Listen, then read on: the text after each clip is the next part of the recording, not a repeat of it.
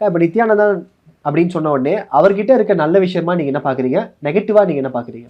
நல்ல விஷயத்தை பற்றி நான் இன்ன வரைக்கும் சொன்னேன். நெகட்டிவாக நான் இன்ன வரைக்கும் நான் பார்க்கல. நம்ம கண்ணால் பார்க்கல, காதால் கேட்கல. அவர் வந்து என்ன செய்கிறாருங்கிறத நம்ம கேட்கல. 4 பேர் பேசுகிறாங்கனுக்கோசரம் நம்மளும் பேசிடக்கூடாது. புரியுதா? நல்லது நம்ம கண்ணு முன்னாடியே நடக்குது, அதை பற்றி பார்க்குறேன், அதை பற்றி நான் சொல்லிடுறேன். புரிகிறதா? இதெல்லாம் உணர்வுபூர்வமாக உணர்ந்து சொல்ல வேண்டியது. கைலாசால இடம் வாங்கி அவர் கோயில் கட்டுறாருன்னா, ஒரு ஒரு ஸ்தலங்கள் கட்டுறாரு, இருக்கிற மக்களை அவருக்குள்ளே ஆட்கொண்டு இருக்கிற மக்கள். இப்போ என்னை நம்பி வந்துட்ட, 1000 சர்ச்சைகள் 1000 பிரச்சனைகள் இருந்தாலும் உன்னை விட்டுற முடியுமா? இல்லை, முடியாது. புரியுதா? ஆனால் அவர் தாய் தந்தையெல்லாம் விட்டாரே, நாங்கள் பார்த்தோமே.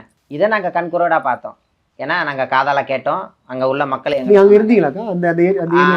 அடிக்கு ஒருக்க நான் நம்ம திருவண்ணாமலை அக்னி ஸ்தலமான திருவண்ணாமலையை வளம் வருவேன். 3 வளம் வருவேன் எப்பயுமே. கிரிவலம் மாசத்துல 3 தரம்.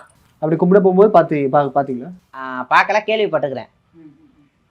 நித்யானந்தருடைய ஆசிரமம், அவரை பற்றி சில சொற்பொழிவு கேட்டுருக்கிறேன். அவர் சொற்பொழிவு பண்ணுறதை நான் கேட்டிருக்கிறேன்.